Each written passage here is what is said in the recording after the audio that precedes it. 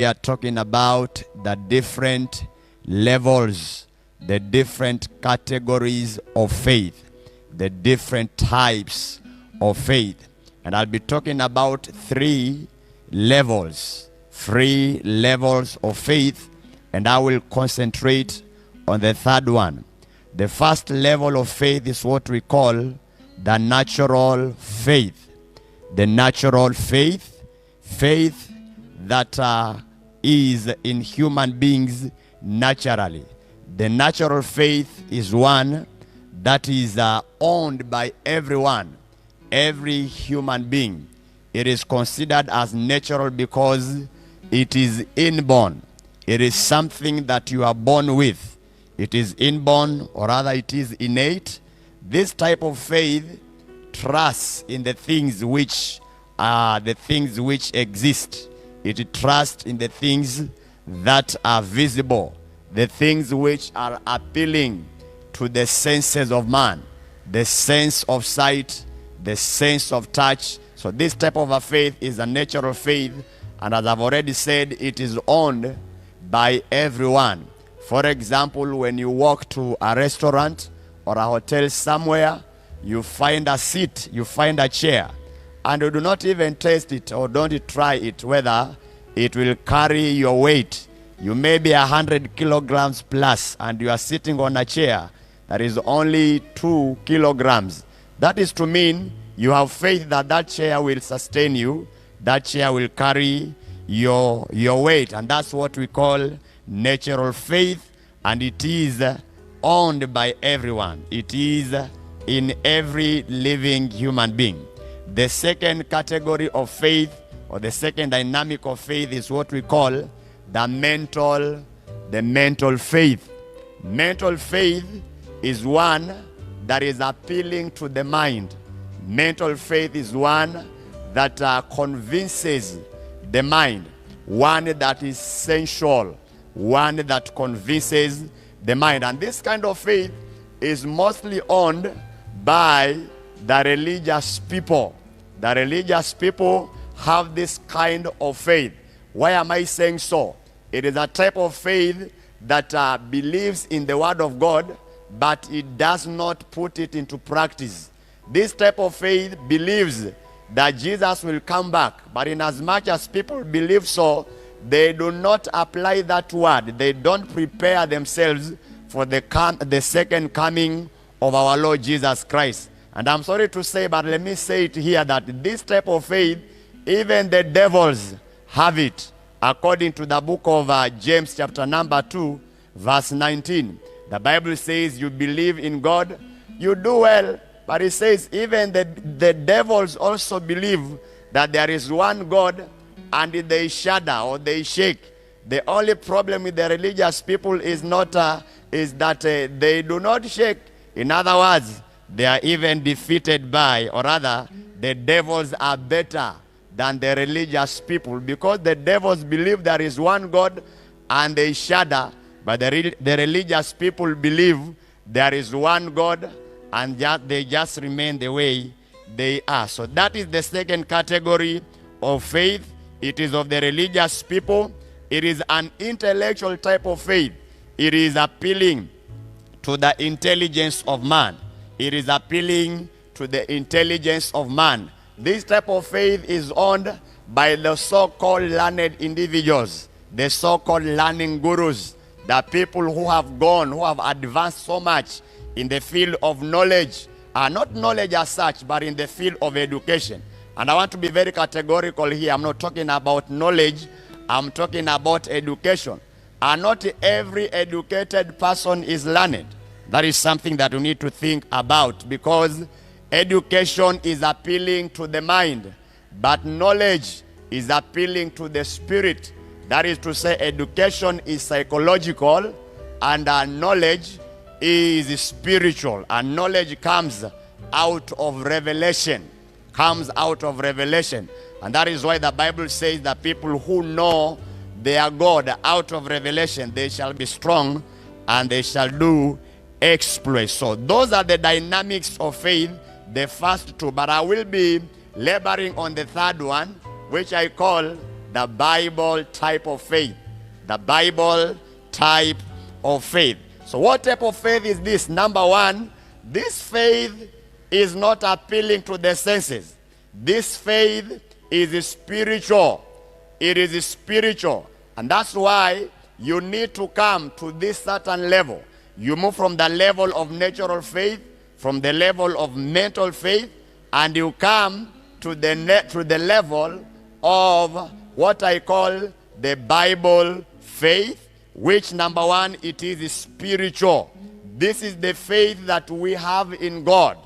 This is the faith that is in God. It's not appealing to the senses. It's not appealing to the mind. It is appealing to the heart. The renewed spirit being that a person has. And therefore, we are referring to it as a Bible type of faith. It is spiritual. That is number one. Number two, it believes with the heart, not with the mind. It is a conviction of the heart. It's not a conviction of the mind. And that is why in the book of Hebrews, chapter number 11, verse 6, but without faith, which faith? The Bible faith, the spiritual faith, the faith that is appealing to the heart, the faith that believes with the heart. So without this type of faith, the Bible says it is impossible to please God.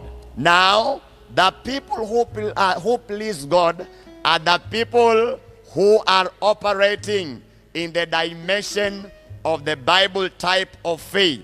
Without this type of faith, it is impossible to please God. Why? Because whoever comes to God, number one, must believe.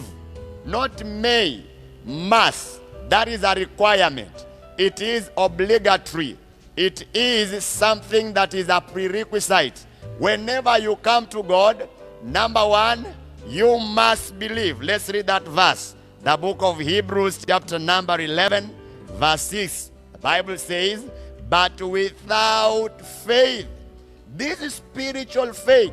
Without faith in God, it is impossible. It doesn't say it is hard. It simply says it is impossible. That is to mean there is no way you can please God if you do not have the spiritual kind of faith. Why? God himself created the universe because he is the one who shows us that there is faith. When God said, let there be light, that was an assurance. He was very confident that whatever I'm saying, it will come to pass. And therefore, without faith, it is impossible to please God. And because I'm saying this type of Bible faith, it is spiritual. You cannot operate in this dimension if you are not born again. If you are not saved, this type of faith will never be operational, or rather it won't work for you. So Hebrews chapter 11 verse 6, but without faith it is impossible to please him, that is God. For he who comes to God must, you need to underline that word must in your Bible, must believe that he is. Now mark that. Must believe that he is, not that he was. Must believe that at that very time, when you come before God, you need to have a conviction in your spirit that God is. When Moses was talking to God, when he had been assigned to go back to Egypt and deliver the Israelites, he asked God, when they ask me who has sent you, what will I tell them? God tells Moses, you will tell them, I am. Now, that word I am is in the presence. So God identifies himself as God of the very time. At the very time when you appear before him, not that he will come. He doesn't go and he doesn't come.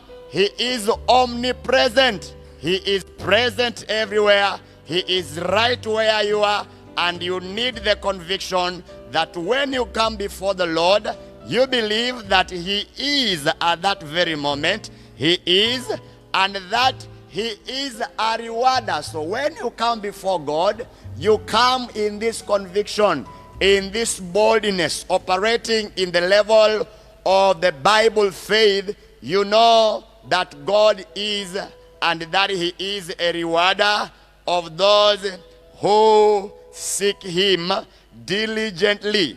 Of those who seek Him diligently. Now, you need to be keen there. Not those who seek Him casually. No. It talks about the people who diligently seek God. Those people who are committed. Why diligently? Diligently because God transacts business with the people who are serious. The people who are convinced that He is a rewarder. So that is something that you need to know. So I'll be digging deep into this Bible type of faith. Remember, I have mentioned two dynamics. The first one is the natural faith. The second one is the mental assent type of faith. And the third one, which I'll be teaching in details, is what we are referring to as the Bible faith. Just to remind you, this type of faith, the Bible faith, number one, it is spiritual. Number two, it is faith in God. It is believing in God. And number three, we've said this type of faith, it is not of the mind. It is not of the mind. In other words, it is not limited by your mental faculties. It is not limited by your intelligence. It goes beyond what your mind can accommodate. It goes beyond what science can prove. It goes beyond what education can tell. This is a type of faith that is in the spiritual realm. It is one that causes things to operate. Now, let's go still to the book of Hebrews, chapter number 11. Chapter 11, verse number 3. Then we get back to verse number 1. I'll be teaching about the Bible type of faith under the topic that is faith dynamics. Verse number 3, he says, by faith we understand. Now, by faith. Now, the word by here speaks about by means of. It speaks about through. It speaks about something that is used to. So he says here, by faith we understand that the worlds were framed by the word of God. By faith. Which faith? The spiritual faith. The Bible type of faith. By that Bible type of faith, we understand that the worlds, not the world, but the worlds with an S, the worlds were framed by the word of God. Now, I want you to emphasize on that, or to expound on that. Why by the word of God? The Bible says in the book of John chapter 1, verse 1, that in the beginning there was the Word, and the Word was with God, and the Word was God. He was in the beginning with God, and all things were made through Him, and without Him there is nothing that was made which was made. So by faith, in other words, if you will transact business with God, you need to come to this level, this dimension of faith that is spiritual. So by faith, we understand that the worlds. Now, why worlds? When we speak about worlds, we are speaking about the systems of the world. We are speaking about the different professions that are there. We are speaking about the different kingdoms that are there. So the Bible says we understand that the worlds were framed by the word of God. He continues to say, verse number 3, he says, so that the things which are seen were not made out of things which were visible. Let me repeat that. So that that things which are seen. In other words, that things which we see now, that things which are visible. Talk about the sea, talk about the fish, talk about the trees, talk about whatever is appealing to your sense of sight right now. The Bible says, whatever we see right now, that things which we see were not made out of things which are visible. So this Bible type of faith, it is one that stretches. It is one that ventures into the invisible. It is one that accesses the invisible. So the definition of faith according to Hebrews chapter 11 verse 1, he says, now faith is the substance of the things hoped for. He says, it is the evidence of the things which are not seen. So when we talk about the Bible type of faith, this is one that operates. This is one that accesses the invisible. It is one that can engage what you do not see in the mighty name of Jesus Christ. Some other version define faith in this kind of an explanation. I want you to pay attention to this version. The Amplified Version says, now, not yesterday. Speaks about when?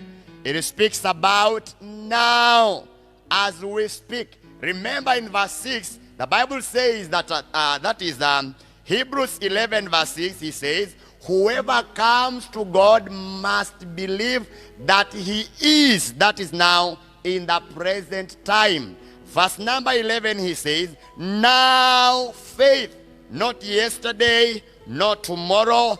Our God is a God who is right where we are, right where you are. Even as I'm teaching this subject, he is right where you are. So he says, now faith, it is the assurance, that is the confirmation. When you have faith, you have a confirmation. You have an assurance. You have a guarantee. You have a title deed. He says here, it is the title deed of the things we hope for, being the proof of the things that we do not see. Now, that is to tell you, faith is of great significance in your life. That is to mean, if you have faith, then you have a guarantee of the things that you are anticipating to have. So he says here that it is the title deed of the things that we hope for, being the proof of the things we do not see, and the conviction of their reality. Hallelujah. The conviction of their reality. What does this mean? Let me bring it into this very, very simpler term. For example, you are at home right now. You are watching me. It is evening time. And you know very well, before you sleep, you're going to take supper. You're going to take supper. Maybe you have already prepared within you, or rather, you have it in mind that today you are going to eat ugali and sukuma wiki. Now, you have flour in the house. You have water in the house, right? You have a source of fire in the house. So when we talk about faith, we are talking about the raw material, the ingredients, the things that you need to get what you are expecting. For example, you cannot feed on flour without cooking it. Flour is not ugali, but flour can make ugali. That is what I'm talking about. So when the writer of Hebrews is explaining to us about what faith is, he says it is a proof. In other words, it's an evidence. It is a guarantee. It is something that we can have in anticipation for what we really hope for. So he says it is a proof of the things that we do not see, and the conviction of their reality. The conviction of their reality. What does this mean? Maybe you are believing God for a certain miracle. You are believing God for money. You are believing God for provision. You are believing God for food. You are believing God for a powerful ministry. You are believing God for our powerful business now, the most important thing to have here is not the money. Because not every person that is given money can run a successful business. What you need most here is the most important thing of it all, which is the faith that I'm talking about. So when you have faith, that is to tell you, you get a conviction of the reality. I'm talking to you, you are not married, you do not have a fiancé, but when you have faith in God, the faith you have in God will bring that fiancé. The faith in God will bring to you that wedding that you're anticipating, will bring to you that powerful business you are anticipating. So I am teaching about the faith dynamics, and more importantly, our subject is the Bible type of faith. So he says, the conviction of their reality, faith, it is perceiving as a real fact what is not revealed to the senses. What is not revealed to the senses. So this Bible type of faith is not appealing to the senses. That is why when you capture an understanding of what I'm talking about, you will operate in a dimension where your life will never be predicted by anyone.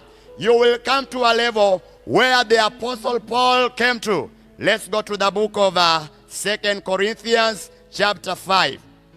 2 Corinthians chapter 5. What happens to people who operate in this dimension of faith?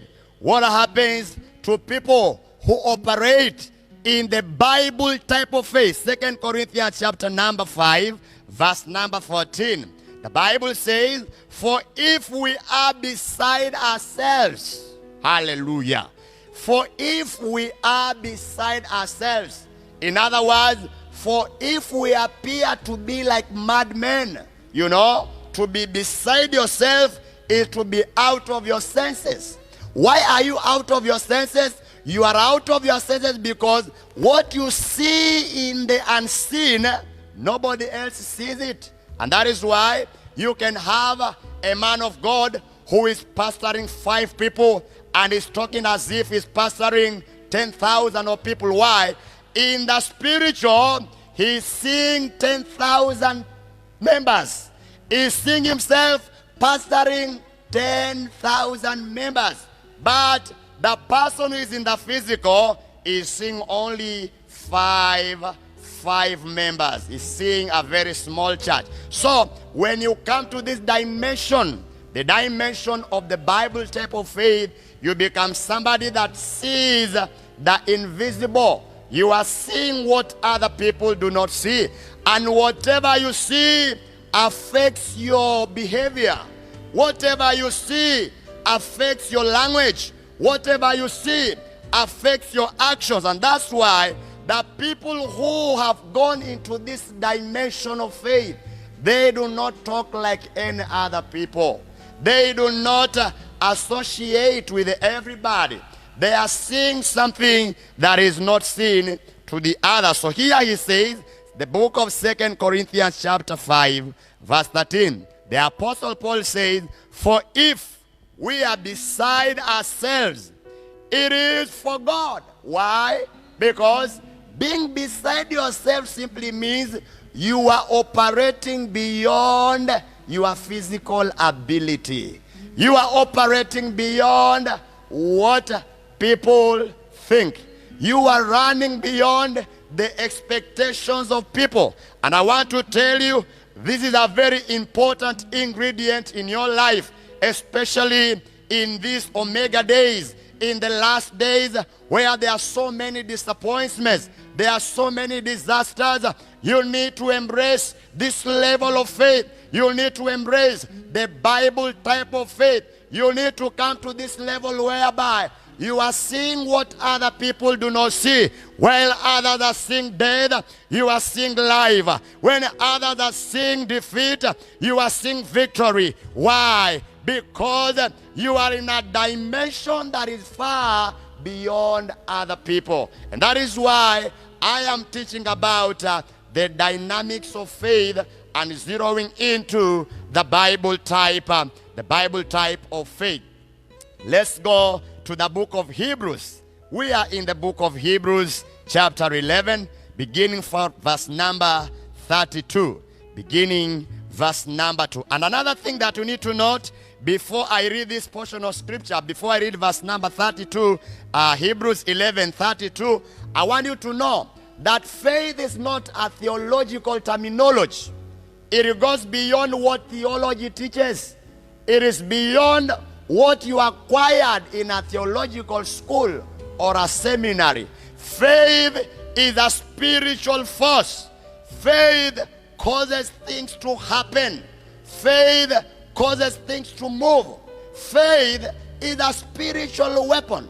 In the book of Ephesians, chapter number 6, verse 16, somewhere there about, it says, and the shield of faith. Maybe you can just check that one as we move on with the teaching.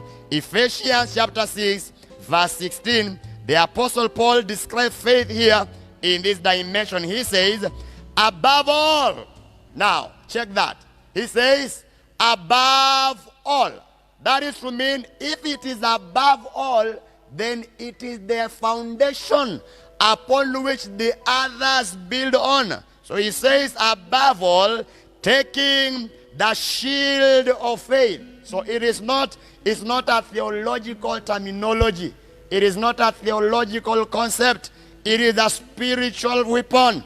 It is a shield. So he says, taking the shield of faith with which you will be able. That is to mean faith is empowering. It has the power to empower you. You can be empowered.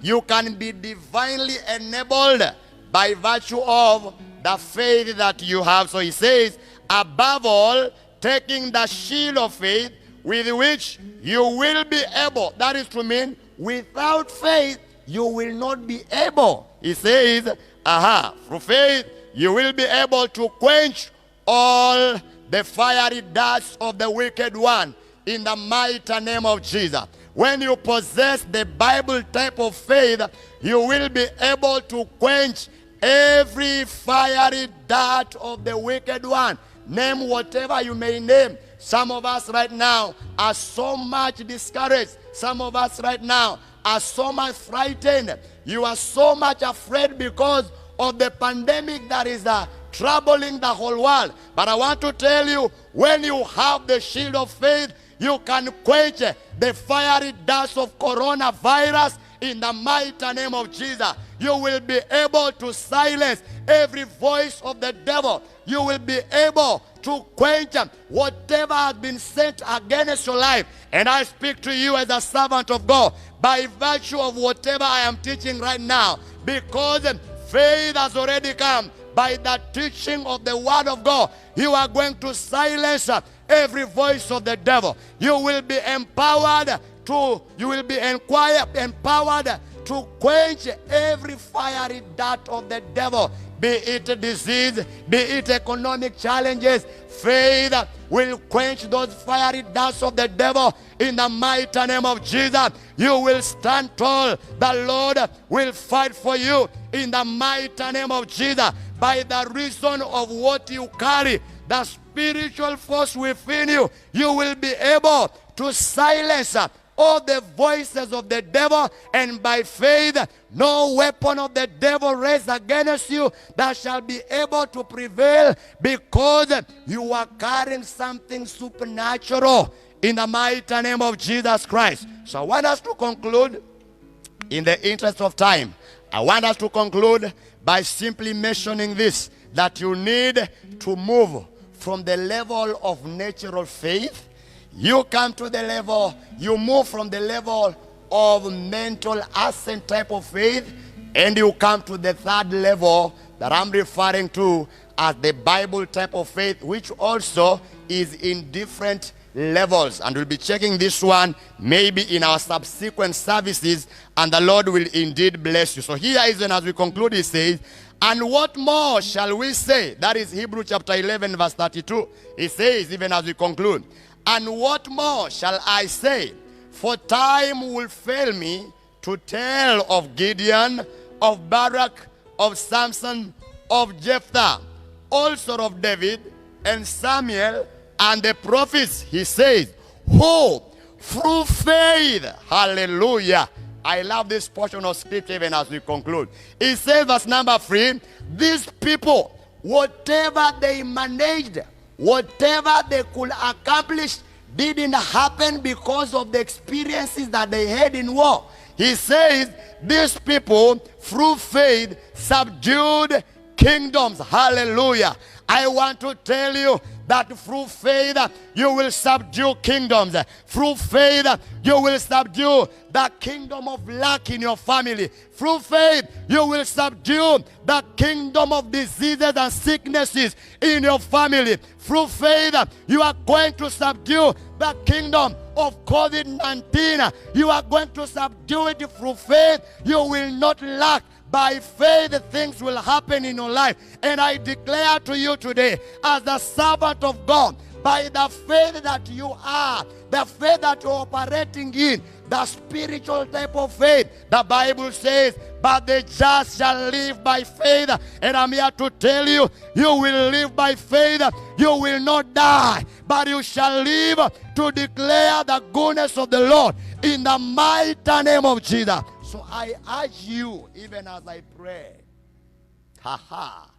refuse to operate in the natural faith. It is owned by everybody, my sister, my brother.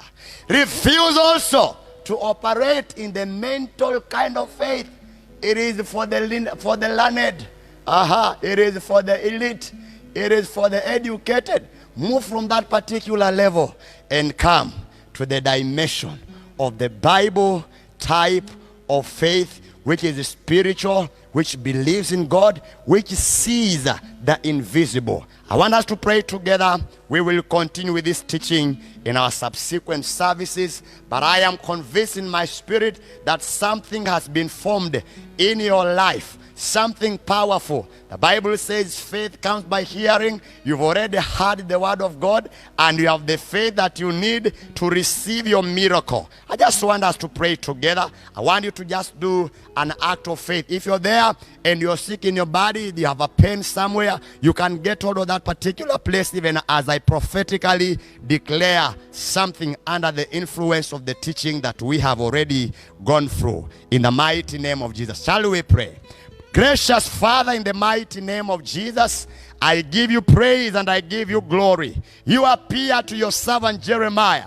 In Jeremiah chapter number 1, verse 11 and 12, you told him, Jeremiah, what do you see? And Jeremiah said, I see a rod of an almond tree. And you told Jeremiah, you have seen well, because I am watching over my word, that I may fulfill it. Father, I thank you because you are the same yesterday, the same today, and the same forever. The Bible says you are the one who was, the one who is, and the one who is to come. Upon this revelation, oh God, upon the faith that we already have, Father, I declare divine intervention upon this brother, upon this sister, whoever is watching me right now. Let there be power flowing right through the screen to touch their lives wherever they are. In the mighty name of Jesus, with faith, the Bible says all things are possible. And I declare, whoever is believing you for provision, I declare provision. That person who is sickling in their body right now,